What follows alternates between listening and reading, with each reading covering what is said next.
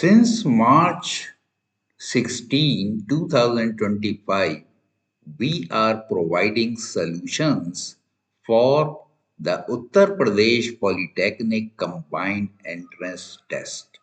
And in this particular video, we are providing solutions of questions based on chemistry.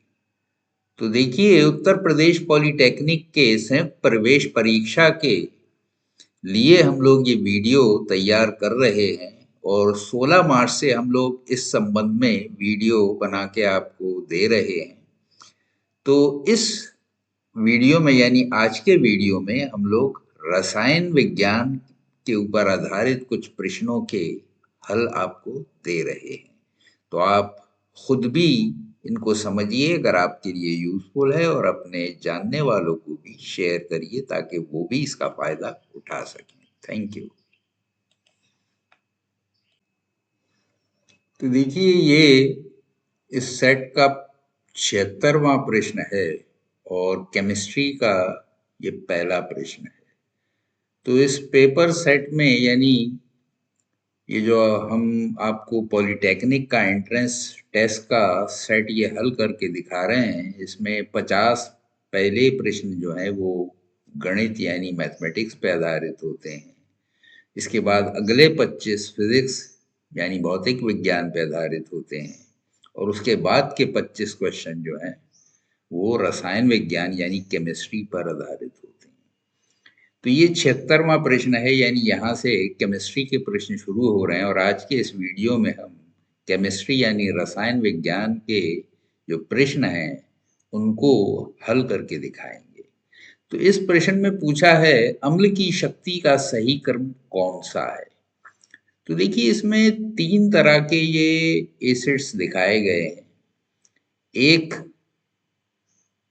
Fluorine के साथ है, एक chlorine के साथ है, एक ब्रोमीन के साथ है। तो इसमें सबसे स्ट्रॉन्ग कौन सा होगा। वैसे तो स्ट्रॉन्ग एसिड और बहुत हैं जो इनसे कहीं ज्यादा स्ट्रॉन्ग है, मगर यहाँ इन तीनों के बीच में तुलना की गई है।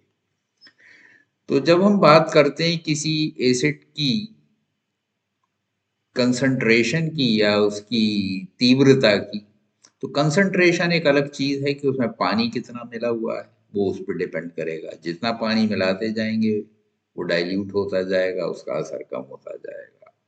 लेकिन जब एक ही चीज की बात हो रही है, एक ही कंसंट्रेशन की बात हो रही है, तो वहां पे सवाल आता है बॉन्डिंग का। यानी वो एटम जो हाइड्रोजन के साथ जुड़ा होता है। किसी भी एसिड में एसिड की तीव्रता काय पे डिपेंड करती है, हाइड्रोजन के कितने वो परमाणु जो है या आयन वो रिलीज करता है, उस पे उसकी तीव्रता डिपेंड करती है। और जाहिर है कि अब इसमें बॉन्डिंग बड़ी इंपॉर्टेंट है।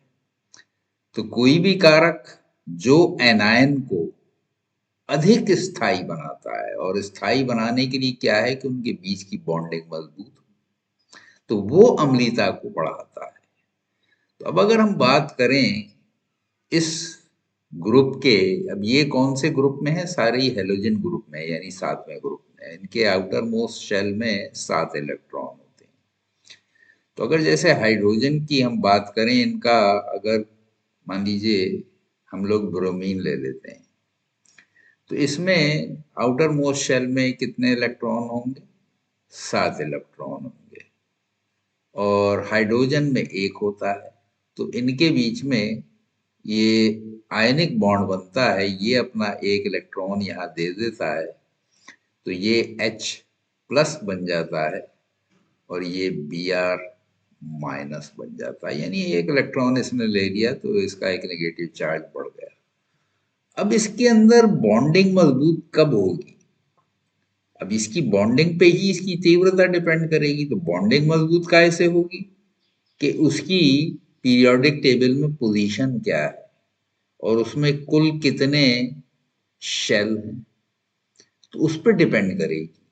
तो अब हम चलते हैं नीचे पीरियोडिक टेबल को देखने के लिए। तो देखिए, यहाँ पे ये 7वां ग्रुप जो है इसमें सबसे ऊपर फ्लोरीन है, उसके नीचे क्लोरीन है, फिर ब्रोमीन है। तो फ्लोरीन में जाहिर है कि जो फर्स्ट ये ग्रुप है इसमें एक शेल होगा, सेकंड में दो होंगे, थर्ड में तीन होंगे, फोर्थ में चार होंगे, यानी इसमें सिर्फ दो शेल हैं। तो पहले शेल में दो इलेक्ट्रॉन होंगे, दूसरे में सात होंगे। क्लोरीन की बात करें तो इसमें दो, आठ और सात होंगे। फ्लोरीन की बात करें तो इसमें दो, आठ, 18 और सात होंगे। तो देखिए अब ये न्यूक्लियस से जितने शेल ज्यादा होंगे दूर होता जाएगा, तो सबसे ज्यादा मजबूती से कौन बंधा होगा? जिसमें कम शेल होंगे। तो ये बात हो रही है फ्लोरीन की। तो इसमें दो ही शेल है, तो इसका जो एटम है वो सबसे ज्यादा मजबूती से अपने इलेक्ट्रॉन्स को बांधे हुए है, और इसमें इलेक्ट्रॉन लेने की क्षमता भी इसलिए ज्यादा होगी क्योंकि न्यूक्लियस से करीब है। तो इसकी चूंकि रेडियस छोटी होगी तो ये आराम से दूसरे के इलेक्ट्रॉन को खींच लेगा। तो इलेक्ट्रॉन खींचने की ताकत सबसे ज्यादा इसमें होगी, इसके बाद इसमें, फिर इसमें। तो इसकी तीव्रता भी इसी पे डिपेंड करेगी। तो ये आयन जो बनाएगा वो ज्यादा मजबूत होगा। अब आयन मजबूत होगा तो इसकी तीव्रता भी मजबूत होगी, यानी तेज होगी, ज्यादा होगी। तो इसीलिए फ्लोरीन का जो है सबसे ज्यादा स्ट्रॉन्ग होगा एसिड, उसके बाद क्लोरीन का होगा, फिर ब्रोमीन। क्लोरीन, क्लोरीन, ब्रोमीन, इस तरह से यही ऑर्डर रहेगा। और ये ऑर्डर कौन से ऑप्शन में है? ये देखिए डी में। यहाँ पे CH3 CF2 COOH है, यहाँ CH3 CCl2। तो यहाँ पे फ्लोरीन, यहाँ क्लोरीन और यहाँ ब्रोमीन। तो यही ऑर्डर है जो कि सही है। तो ये सबसे ज्यादा स्ट्रॉन्ग एसिड होगा इन तीनों में से, इसके बाद ये और फिर ये। ठीक है, तो ये इंपॉर्टेंट था कि इसके शेल कितने हैं। इस शेल के हिसाब से इसका एनायन जो है वो ज्यादा परमानेंट होगा, स्थायी होगा, मजबूत होगा यानी। ठीक है, तो इसी के हिसाब से इसकी तीव्रता भी डिपेंड करेगी। तो इसका सही उत्तर डी है, यानी सबसे ज्यादा तीव्र फ्लोरीन वाला, फिर क्लोरीन वाला, फिर ब्रोमीन वाला। ठीक है,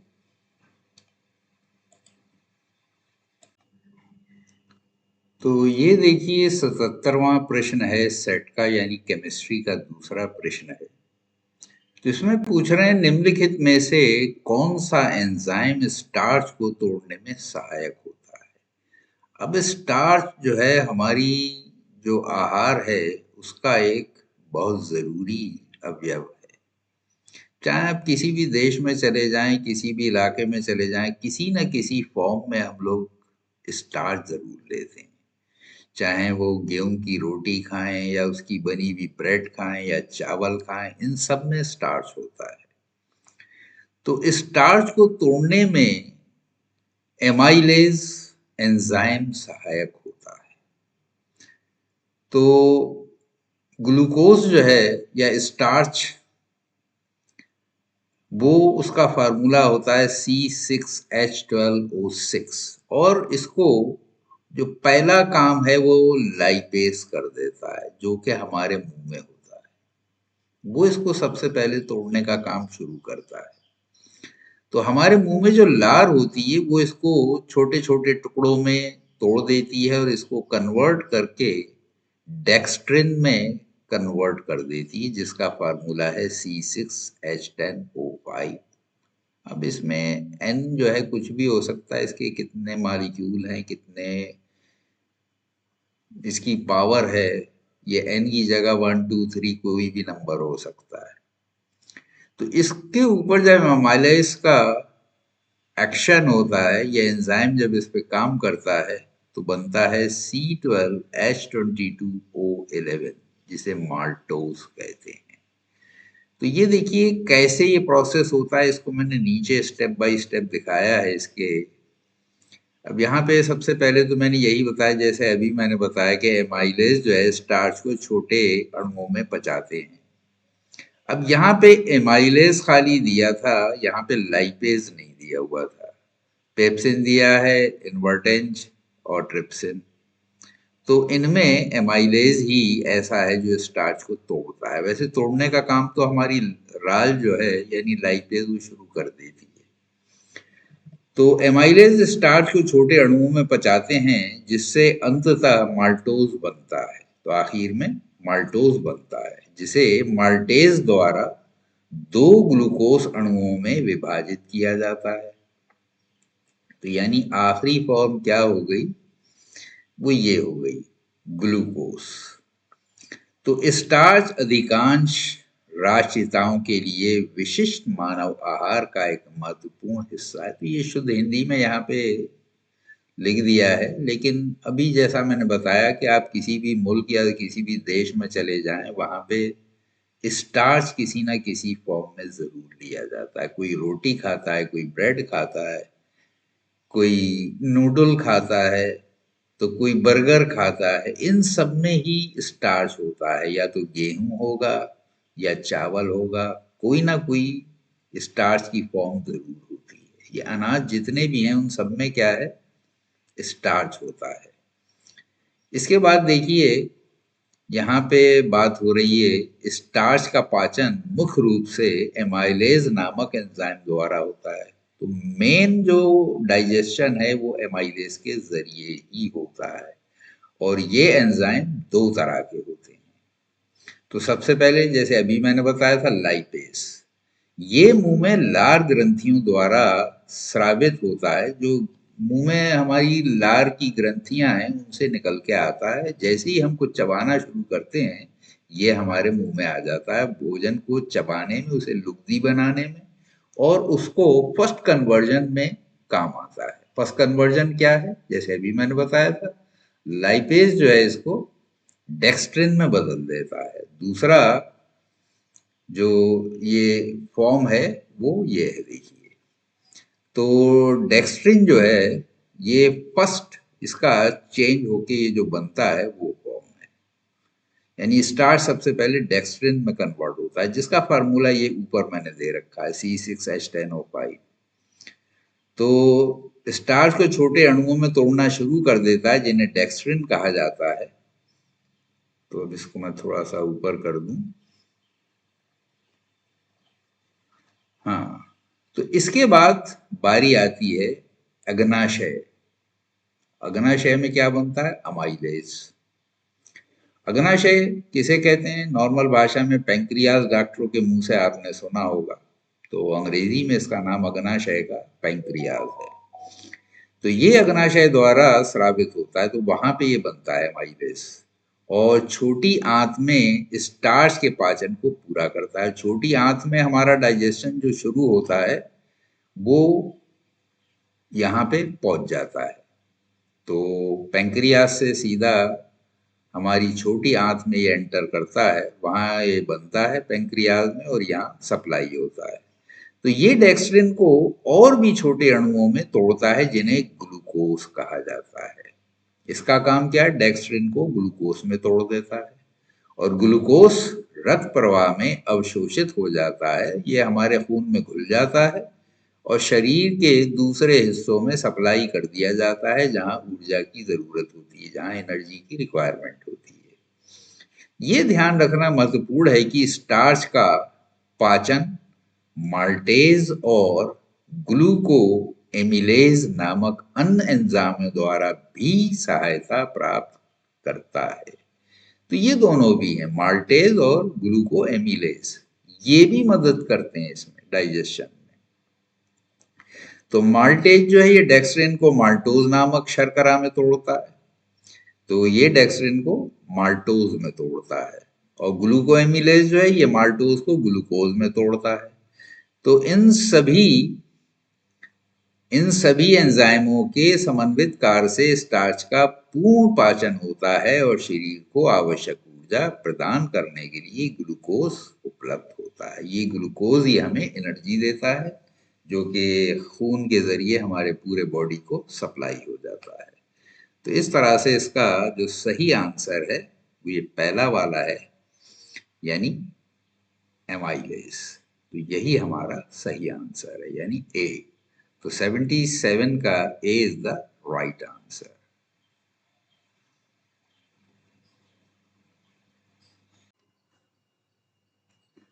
तो ये सेट का 78 क्वेश्चन यानी केमिस्ट्री का तीसरा क्वेश्चन, तीसरा प्रश्न है, जिसमें पूछ रहे हैं एसिटिलीन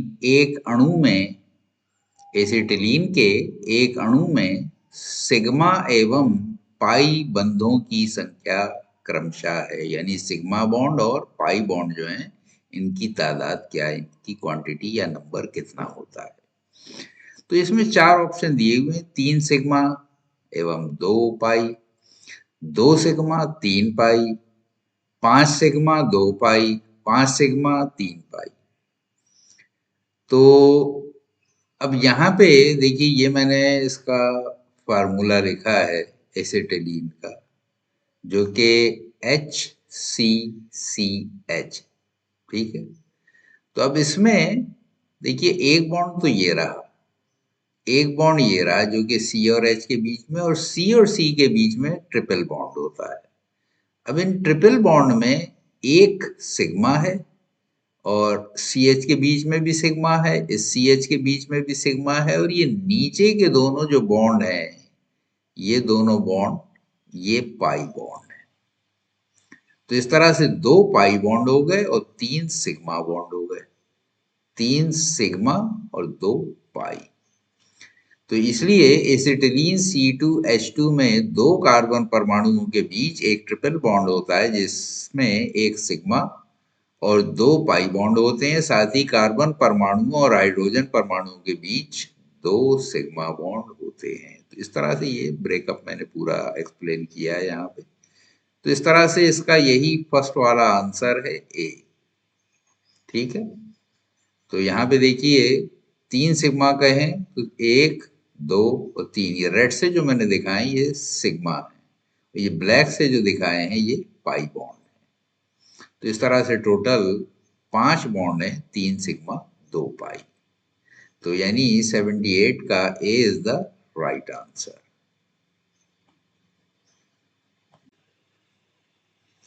तो ये 79 क्वेश्चन है, यानी इस सेट का 79 प्रश्न यानी 79वां प्रश्न। तो केमिस्ट्री का ये चौथा प्रश्न होगा। तो इसमें पूछा है भारी जल क्या होता है। तो भारी जल क्या होता है, और ये 4 ऑप्शन दिए हैं। 4 डिग्री सी पर जल, भारी आयन युक्त जल, D2O, सल्फेट या Ca मुक्त जल। तो अब देखिए ये दोनों तो कतई हम इसको रिजेक्ट कर सकते हैं कि सल्फेट या Ca मुक्त जल, इससे इसका भारी होने से कोई ताल्लुक नहीं है, 4 डिग्री पे होने से भी कोई ताल्लुक नहीं है। पानी की तो अंदर जो अपना इंटरनल कॉन्स्टिट्यूशन है, जो उसकी अंदरूनी बनावट है, उस पर डिपेंड करेगा कि वो काय से बना है।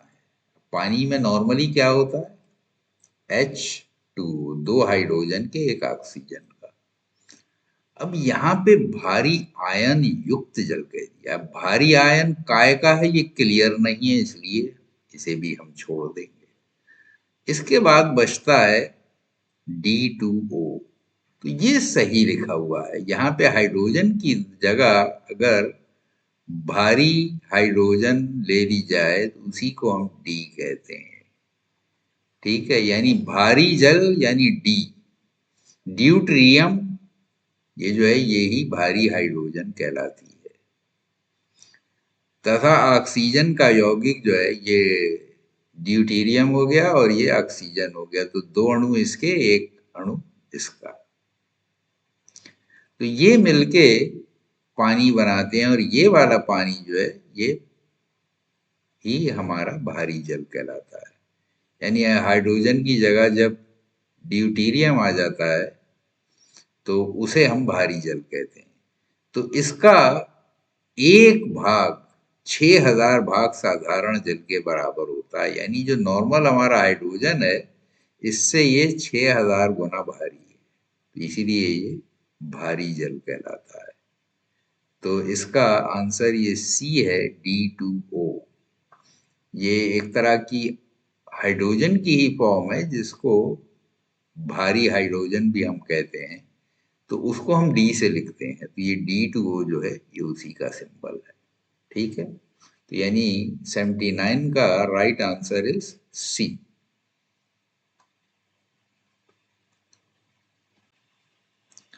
तो ये इस सेट का 80वां प्रश्न है, यानी केमिस्ट्री का ये 5वां प्रश्न है। तो इसमें कह रहे हैं तेलों को ठोस वसा में परिवर्तित किया जा सकता है। तेलों को ठोस वसा में, यानी सॉलिड फैट में। ऑयल्स जो हैं उनको सॉलिड फैट में कन्वर्ट किया जा सकता है। तो इसमें जो परिवर्तित किया जाता है वो प्रोसेस क्या है उसका नाम पूछा है। तो यहाँ पे जल अपघटन से, साबुनीकरण से, एस्टरीकरण से या हाइड्रोजनीकरण से। तो देखिए, तेल को ठोस वसा में बदलने की प्रक्रिया को हाइड्रोजनीकरण कहते हैं, जिसे हाइड्रोजनेशन अंग्रेजी में कहते हैं, हिंदी में हाइड्रोजनीकरण कहते हैं। तो हाइड्रोजनीकरण में तरल वनस्पति तेल को बहुत उच्च तापमान पर ठोस या अर्ध ठोस वसा की संतृप्ति की डिग्री बदल जाती है। तो इसमें उसका जो सेचुरेशन है वो बदल जाता है और उसकी डिग्री चेंज हो जाती है।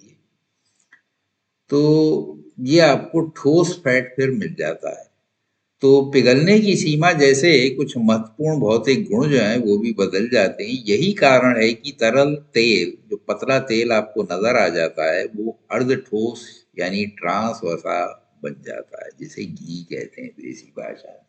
आपने डालडा या देसी घी देखा होगा, वो फॉर्म जो है वो इसी की फॉर्म है, यानी ट्रांस वसा की। तो वो तो कुदरती है, जो देसी घी हम खाते हैं वो तो होता है उसी फॉर्म में, दूध से जब निकाला जाता है ठोस फॉर्म में ही होता है। लेकिन डालडा जो है वो इन तेलों से ही गाढ़ा करके बनाया जाता है। अब आजकल तो उसमें पता नहीं क्या क्या मिला देते हैं, लेकिन जो असली प्रोसेस है वो हाइड्रोजनेशन से उसको हम चेंज अप करते हैं, तो वो पेस्ट के फॉर्म में या अर्ध ठोस फॉर्म में जो लिखा है यहाँ पे वो बदल जाता है। तो ये देखिए, अर्ध ठोस इसीलिए वर्ड यूज किया गया है, पेस्ट की तरह होता है। आपने डालडा तो देखा ही होगा, जाड़ों में काफी जल जम जाता है बिल्कुल, और गर्मी में थोड़ा सा पिघला पिघला सा नजर आता है। लेकिन तेल से फर्क है, तेल तो बिल्कुल बहने वाला होता है, आप बोतल में डाल के उसको लौट सकते हैं। लेकिन इसके लिए आपको चमचा वगैरह लेके और तब आप कढ़ाई में डालेंगे, तब जाएगा, ये बहता नहीं। ये फर्क होता है। ठीक है, तो इसका सही आंसर जो है वो कौन सा है? वो डी हाइड्रोजनेशन यानी हाइड्रोजनीकरण है इसका सही आंसर। ये डी इसका सही आंसर है, यानी 80 का D is the right answer.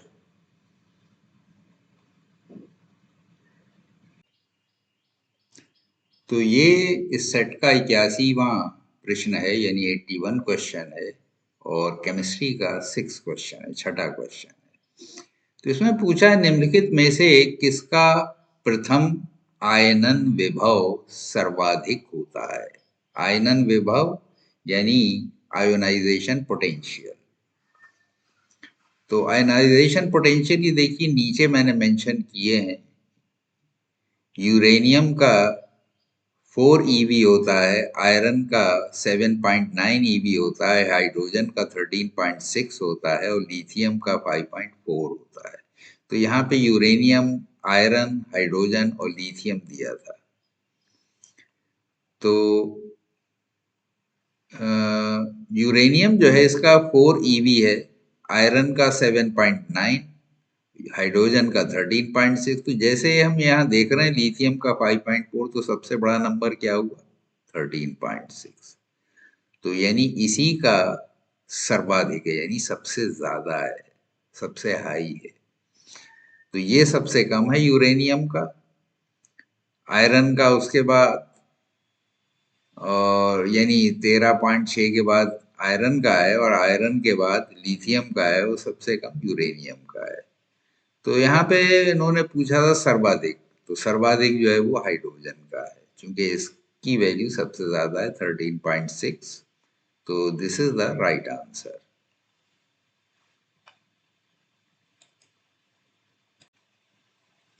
तो ये सेट का 82वां प्रश्न है, यानी 82 क्वेश्चन, यानी केमिस्ट्री का 7th। तो इसमें पूछा है कि ग्लिसरॉल होता है, यानी ग्लिसरॉल क्या होता है। तो ये 4 ऑप्शन यहाँ पे दिए हैं। तो पहला दिया है प्राइमरी अल्कोहल, दूसरा सेकेंडरी अल्कोहल, फिर मोनोहाइड्रिक अल्कोहल, और तीसरा डी जो है वो है, यानी चौथा ट्राई हाइड्रिक अल्कोहल। तो अब हमें ये तो पता तभी चलेगा, खाली ग्लिसरॉल लिख दिया है, जब तक इसका हम फार्मूला ना निकालें। तो फार्मूला लिखने के लिए ये जरूरी था कि इसको पूरा हम एक्सप्लेन करें कि क्या क्या इसमें होता है, और इसमें जो OH की पोजीशन है वो आपको बताएगी कि कौन सा ये अल्कोहल है। चूंकि किसी भी चीज के साथ जब OH लग जाता है, जैसे C2H5OH, तो ये OH जो आयन है ये इसको अल्कोहल बनाता है, और ग्लिसरॉल जो है वो अल्कोहल की ही फॉर्म है। तो यहाँ पे देखिए ग्लिसरॉल का सूत्र मैंने लिखा है CH2OH, CHOH, CH2OH। तो इसमें 3 OH हाइड्रोजन समूह, अतः ये ट्राई हाइड्रिक अल्कोहल है, ट्राई हाइड्रिक अल्कोहल।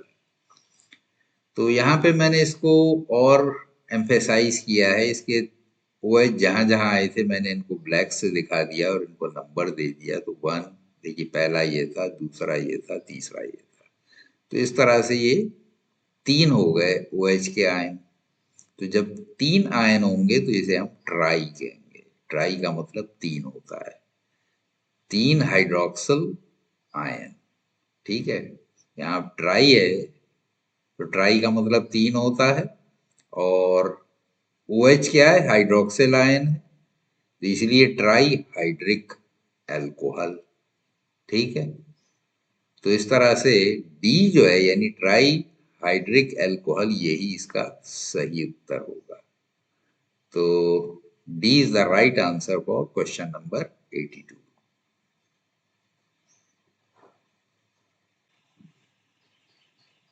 तो ये सेट का 83वां प्रश्न, यानी 83 क्वेश्चन है, और केमिस्ट्री का ये 8 क्वेश्चन है।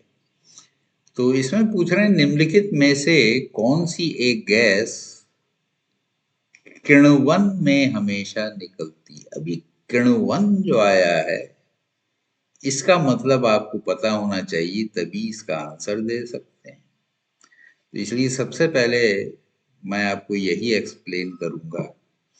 तो किण्वन की प्रक्रिया में हमेशा CO2 निकलती है। इस प्रक्रिया में कार्बनिक यौगिक जैसे कि ग्लूकोज को अल्कोहल, लैक्टिक एसिड या कार्बन डाइऑक्साइड में परिवर्तित किया जाता है, जो कि एक अवायवी प्रक्रिया है। तो मुख्य समीकरण इस प्रकार है, C6H12O6, इसको ब्रेक किया तो बना 2C2H5OH प्लस 2CO2, यानी कार्बन डाइऑक्साइड निकल जाएगी, प्लस ऊर्जा। तो देखिए यहाँ पे 6 कार्बन के थे, 2 और 2 4, यहाँ आ गए 2, यहाँ आ गए 6 हो गए। इसके बाद हाइड्रोजन के 12 थे, 5 दूनी 10 यहाँ पे आ गए, और बाकी जो है वो काय में कन्वर्ट हो जाएगा। अब 2 यहाँ हाइड्रोजन आ गए, तो 5 और 5 दूनी 10 और 2 12, 12 पूरे हो गए। ओ 2 यहाँ पे हैं और 4 यहाँ पे हो गए, तो 4 और 2 6। तो इस तरह से बैलेंस करना जरूरी होता है।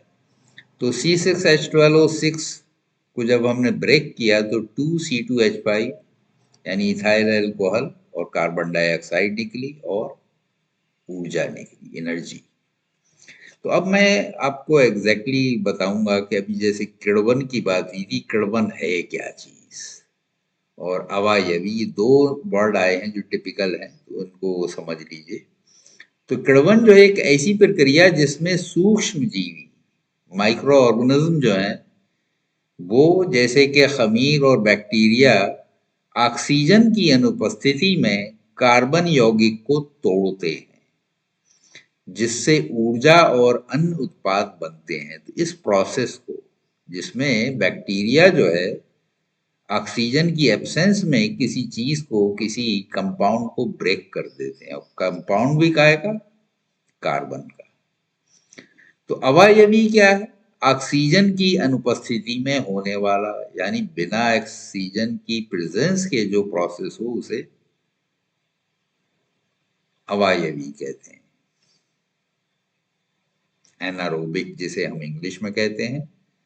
तो एरोबिक और एनारोबिक आपने इंग्लिश में पढ़ा था, तो वो इसी के लिए यूज होते हैं कि ऑक्सीजन के प्रेजेंस में हो रहे हैं या उसकी एब्सेंस में।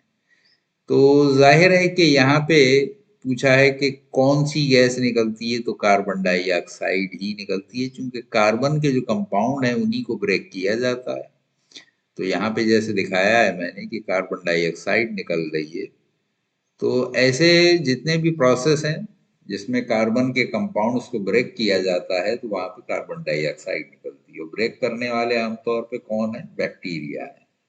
तो ये किण्वन का जो प्रोसेस है ये बैक्टीरिया के जरिए ही आमतौर पे होता है, जिसमें कार्बन कंपाउंड्स को ब्रेक करके इसके अलग अलग कंपोनेंट्स में डिवाइड किया जाता है, जिसमें कार्बन डाइऑक्साइड और एनर्जी रिलीज होती है। तो इसका राइट आंसर जो है डी है, यानी D is the right answer for question number 83।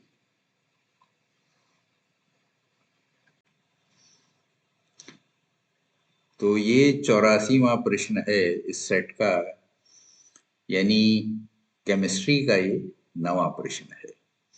तो इसमें पूछ रहे हैं कि एलपीजी गैस की लौ का रंग नीला होता है, जिसका कारण है। तो जो चूल्हा आप घर में जलाते होंगे, आप नहीं तो आपकी मम्मी जलाती होंगी, तो उसमें आपने देखा होगा नॉर्मली जब तक कि उसमें कोई इम्प्योरिटी नहीं है उसकी लौ नीली होती है। कभी कभी आपको दिखता होगा कि ऑरेंज या रेड कलर की लौ जलने लगती है, लेकिन वो इसलिए होती है कि उसमें कोई इम्प्योरिटी मिल जाती है। तो नॉर्मली उसका रंग नीला होता है। तो ये क्यों होता है, उसकी वजह बतानी है। तो अदग्ध गैसों की उपस्थिति के कारण, यानी इम्प्योरिटीज के कारण, पूर्ण दहन के कारण, यानी कंप्लीट कंबस्शन। तो पूर्ण दहन का मतलब है कंप्लीट कंबस्शन। अपूर्ण दहन के, इनकम्प्लीट कंबस्शन। उपरोक्त में से कोई नहीं, इनमें से कोई नहीं। तो एलपीजी गैस की लौ का रंग नीला पूर्ण दहन के कारण होता है, यानी कंप्लीट कंबस्शन के कारण होता है। इसमें क्या होता है, एलपीजी प्रोपेन, एलपीजी गैस जो है वो क्या है, बेसिकली केमिस्ट्री के हिसाब से प्रोपेन है। तो उसको 1980 डिग्री सी तापमान पर जलकर नीला रंग उत्पन्न करती है। जब ये पूरा यानी कंप्लीट कंबस्शन होता है, पूर्ण दहन होता है, तो ये नीली लौ देती है। तो इसका बी यानी पूर्ण दहन ही सही आंसर होगा, यानी कंप्लीट कंबस्शन। और answer number B is the right answer for question number 84।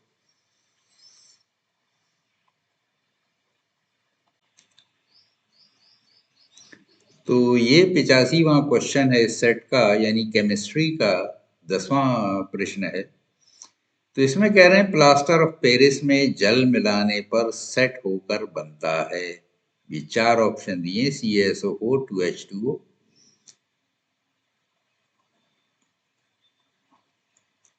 और CaSO4 half H2O, CaSO4 2/4 H2O और CaSO4 डॉट H2O। ये गलती से लग गया था, इसका सही आंसर ए है, CaSO4 2H2O। तो यहाँ पे देखिए प्लास्टर ऑफ पेरिस, जिसका देसी नाम जो है पीओपी भी है। आजकल प्लास्टर ऑफ पेरिस जो है पेंट वगैरह में, रिपेयर में भी यूज होता है। तो अगर किसी पेंटर से आप कहेंगे कि इसमें क्या मिलाया जाए या इसकी पट्टी ये काय की बनाई जाए, तो कहेगा पीओपी की बनवा लो साहब। तो पीओपी असल में प्लास्टर ऑफ पेरिस की शॉर्ट फॉर्म है। तो इसमें जब पानी मिलाते हैं, तो प्लास्टर ऑफ पेरिस क्या है आपने देखा होगा, डॉक्टरों के पास भी देखा होगा, आजकल ये पेंट और रिपेयर वाले जो हैं, जो दीवारों वगैरह की रिपेयर करते हैं, उनके पास भी देखा होगा, सफेद पाउडर होता है।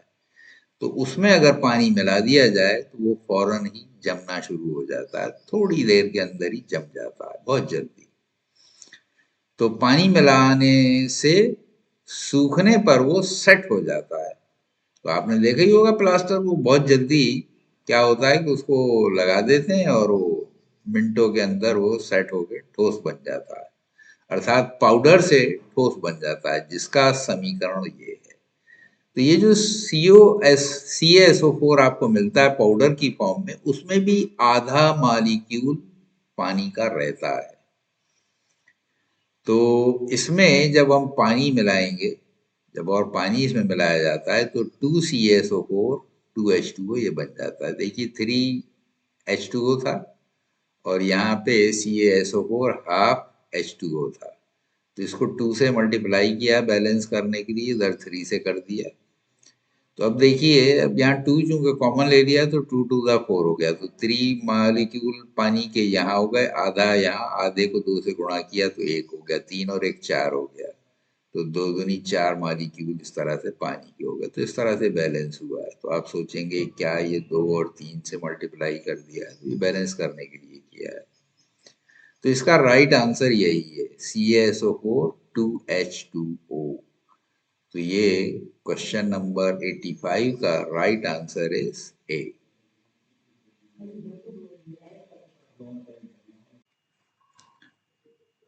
So this is question number 86, ये 86वां प्रश्न है और केमिस्ट्री का 11वां प्रश्न है। तो इसमें कह रहे हैं दो परमाणु के बीच इलेक्ट्रॉन के एक युग्म की साझेदारी के द्वारा परिणाम कहलाते हैं। अब जब दो चीजें मिलती हैं तो उसमें या तो इलेक्ट्रॉनिक बॉन्ड बनता है जिसे आयनिक बॉन्ड भी कहते हैं, और या कोवलेंट बॉन्ड बनता है। आमतौर पे दो तरह के बनते हैं। तो अब इसमें पहला दिया है सह संयोजी आबंध, आयनिक आबंध। ये आयनिक बॉन्ड के लिए हिंदी का वर्जन है और ये कोवलेंट बॉन्ड के लिए। इसके बाद ध्रुवी आबंधन, कोऑर्डिनेट आबंधन। तो ये दोनों तो कमी से ही आपको मिलेंगे। आपको आमतौर पे या तो कोवलेंट बॉन्ड मिलेगा या आयनिक बॉन्ड मिलेगा। तो यहाँ पे बात हो रही है दो परमाणुओं के बीच इलेक्ट्रॉन के एक युग्म यानी जोड़े की साझेदारी जब शेयर करते हैं, तो शेयर करने के बाद कोवलेंट बॉन्ड यानी सह संयोजी आबंधन होता है। तो दो परमाणु के बीच इलेक्ट्रॉन के एक युग्म की साझेदारी यानी शेयरिंग, शेयरिंग ऑफ इलेक्ट्रॉन के द्वारा सह संयोजी आबंधन यानी कोवलेंट बॉन्ड बनते हैं। जैसे कि ये नीचे मैंने एग्जांपल दिखाया है। यहाँ मान लीजिए हाइड्रोजन और हाइड्रोजन का आपस में जब मिलान होता है, ये दो एटम हाइड्रोजन के जब मिलते हैं, देखिए एक इलेक्ट्रॉन यहाँ था, एक यहाँ था, तो ये जोड़ा हो गया। तो ये दो इलेक्ट्रॉन जो थे ये आपस में दोनों शेयर कर लेते हैं, क्योंकि हाइड्रोजन में आउटर मोस्ट शेल में एक इलेक्ट्रॉन होता है और कंप्लीट होने के लिए एक और चाहिए, तो इसका भी कंप्लीशन हो जाता है, इसका भी। दोनों मिलके जब शेयर कर लेते हैं, आपस में साझा कर लिया उन्होंने कि भाई दोनों मिलके इसका फायदा उठा लें, तो इससे जुड़ जाते हैं और ये कोवलेंट बॉन्ड बन जाता है। तो ये सिंगल बॉन्ड है। इसी तरह ऑक्सीजन के आउटर मोस्ट शेल में 6 होते हैं, 2 की कमी है, तो इसमें भी 2 की कमी है, इसमें भी 2 की कमी है। तो ये दो दो इलेक्ट्रॉन जो है इनका ये जोड़ा मिल जाता है और ये डबल बॉन्ड बन जाता है। तो इस तरह के केसेस को ही सहसंयोजी आबंधन यानी कोवलेंट बॉन्ड कहते हैं। तो यानी इसका 86 का राइट आंसर जो है वो ए है। So A is the right answer of question number 86।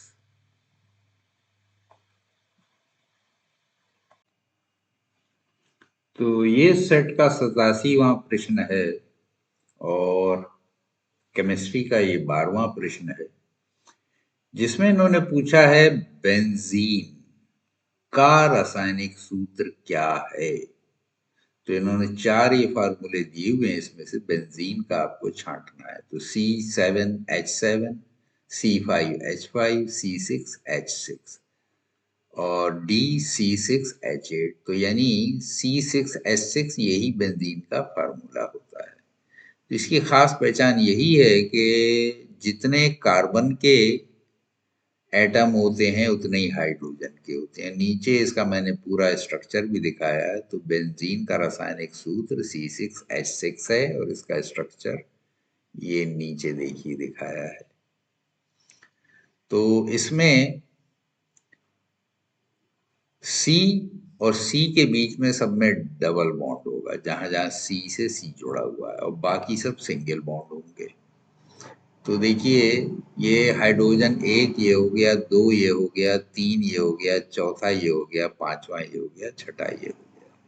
इसी तरह कार्बन 1, 2, 3, 4, 5, 6। तो कार्बन और हाइड्रोजन दोनों के ही 6 इसमें से एटम होंगे और ये मिलके C6H6 बनाते हैं। ठीक है, तो इस तरह से इसका जो सही उत्तर है वो सी है, यानी C is the right answer for question number 87।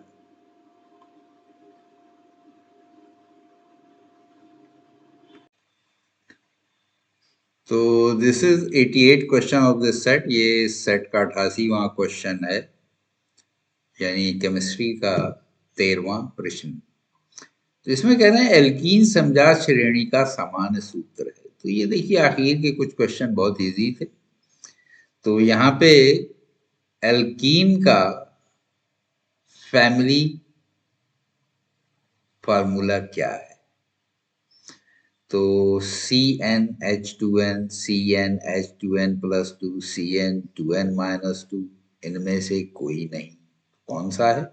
तो एल्कीन समजात श्रेणी का सामान्य सूत्र यानी कॉमन फार्मूला जो है एल्कीन का, वो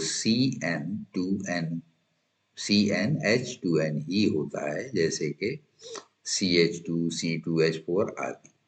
और CH2 जो है मेथिलीन कहलाता है। तो उसमें देखिए ये एक एक बॉन्ड में हाइड्रोजन जुड़ गए, 2 ये बचे रह गए इलेक्ट्रॉन। तो इस तरह से ये मेथिलीन हो गया। और एथिलीन में 2 कार्बन आ जाते हैं, तो इसका फार्मूला हो जाता है C2H4। तो C से C एक जुड़ गया आपस में, और एक तरफ इसमें 4 बॉन्ड बन सकते हैं, तो 2 हाइड्रोजन आ गए, 2 हाइड्रोजन इधर आ गए, तो C के 2 हो गए और H के 4 हो गए। तो इस तरह से C2H4 बन गया और ये CH2 बन गया। तो यहाँ पे देखिए C से एक हाइड्रोजन जुड़ा इधर C से, और ये C और C के बीच में डबल बॉन्ड आ गया, इधर हाइड्रोजन एक एक जुड़ गया, ये 2 सिंगल बॉन्ड हो गए। तो इसमें इसकी खास बात यही है कि एल्कीन में C और C के बीच में डबल बॉन्ड होगा और बाकी हाइड्रोजन जो है वो सिंगल बॉन्ड से जुड़े रहते हैं। तो यानी 88 का राइट आंसर जो है वो ए होगा।